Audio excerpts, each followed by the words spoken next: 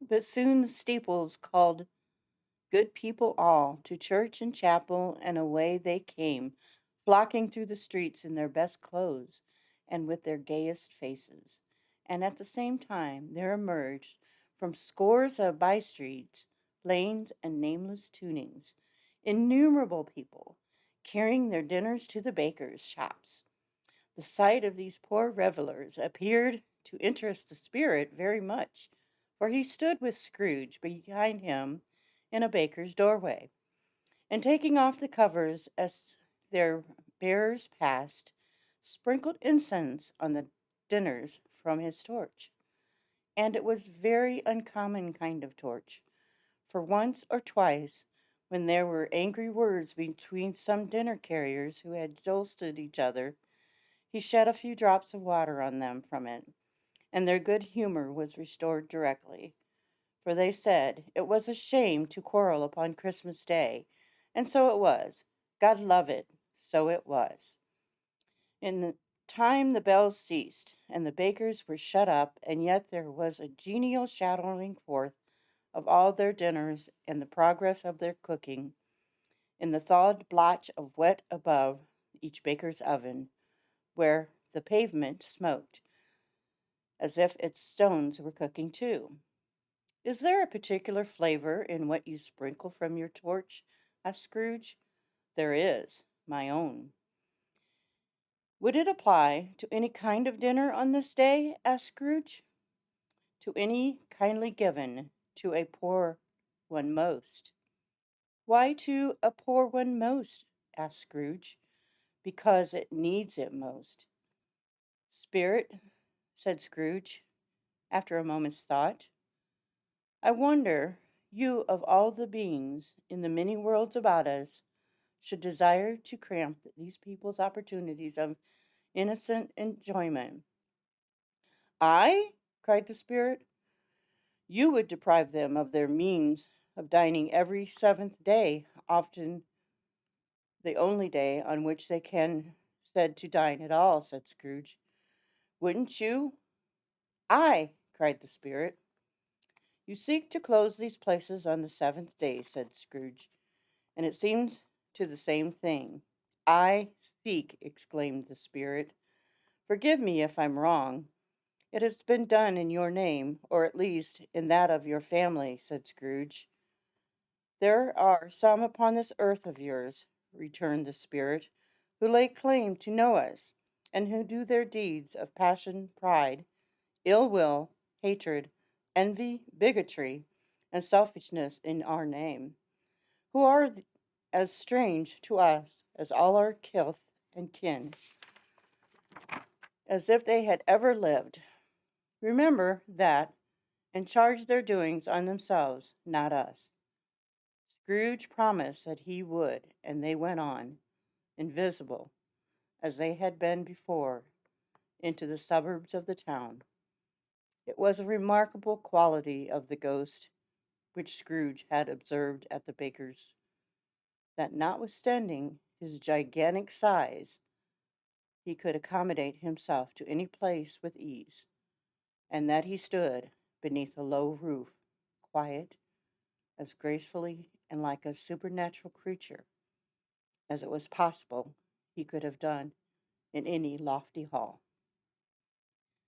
And perhaps it was the pleasure the good spirit had in showing off this power of his, or else it was his own kind, generous, hearty nature, and his sympathy with all poor men that led him straight to Scrooge's clerks. For there he went and took Scrooge with him, holding to his robe, and on the threshold of the door the spirit smiled, and stopped to bless Bob Cratchit's dwelling with the sprinkling of his torch. Think of that! Bob had but 15. Bob? A week himself?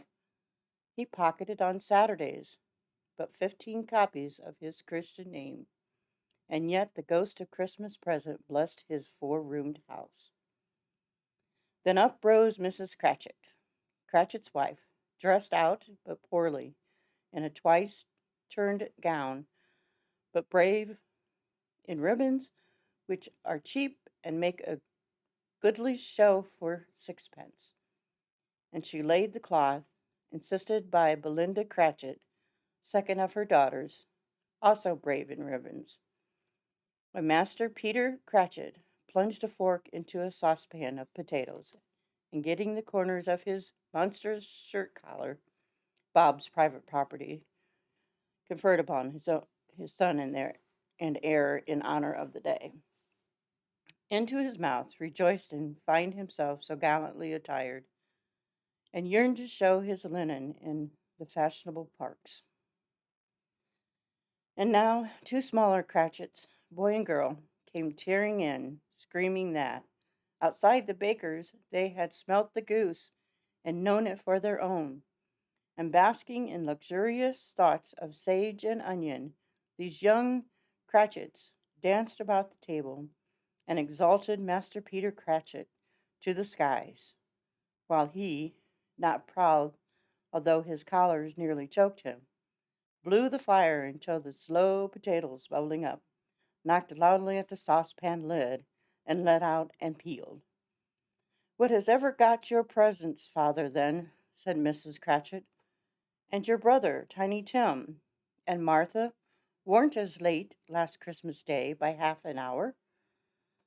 "Here's Martha, mother," said a girl, appearing as she spoke.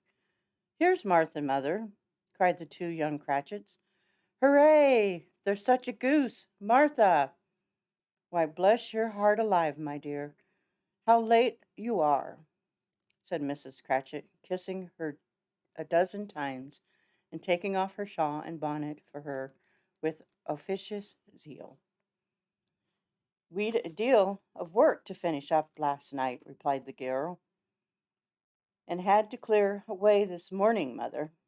"Well, never mind, so long as you are come," said Mrs. Cratchit. "Sit ye down before the fire, my dear, and have a warm. Lord bless ye." "No, no, there's father coming," cried the 2 young Cratchits, who were everywhere at once. "Hide, Martha, hide."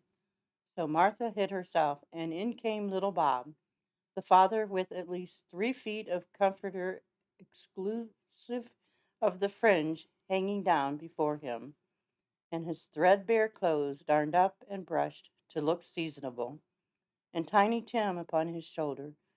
Alas, for Tiny Tim, he bore a little crutch, and had his limbs supported by an iron flame.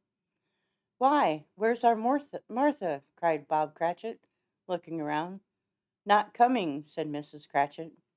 "Not coming," said Bob, with a sudden desolation in his high spirits, for he had been Tim's blood horse all the day from Crutch, and had become home rampant. "Not coming upon Christmas Day?"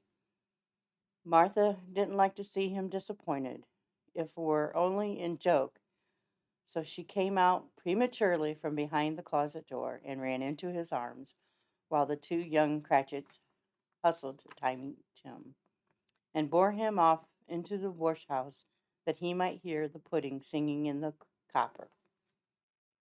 "And how did little Tim behave?" asked Mrs. Cratchit, when she had rallied Bob on his credulity, and Bob had hugged his daughter to his heart's content. "As good as gold," said Bob, "and better. Somehow he gets thoughtful sitting by himself so much, and thinks the strangest things you've ever heard. He told me, coming home, that he hoped the people saw him in the church, because he was a cripple, and it might be pleasant to them to remember upon Christmas Day who made lame beggars walk and blind men see." Bob's voice was tremulous when he told them this, and trembled more when he said that Tiny Tim was growing strong and hearty. His active little crutch was heard upon the floor and came back.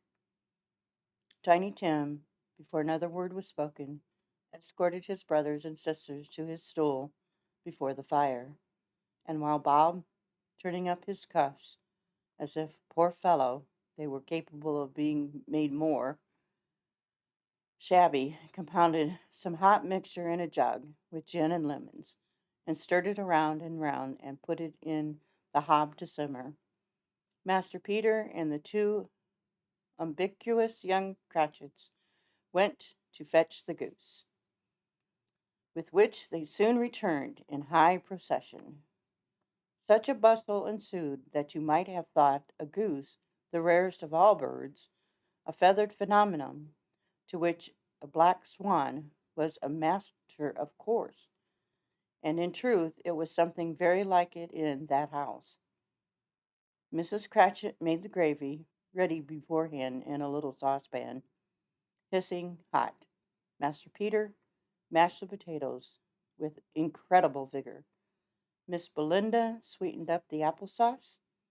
Martha dusted the hot plates. Bob took Tiny Tim beside him in a tiny corner at the table, and the two young Cratchits set chairs for everybody, not forgetting themselves and mounting guard upon their post, crammed spoons into their mouths, lest they should shriek for goose before their turn came to be helped. At last the dishes were set up, and grace was said. It was succeeded by a breathless pause, as Mrs. Cratchit, looking slowly all along the carving knife, prepared to plunge it into the breast. But when she did, and when the long expected gush of stuffing issued forth, one murmur of delight arose all around the board, and even Tiny Tim, excited by the two young Cratchits, beat on the table with the handle of the knife, and feebly cried, "Hurrah!"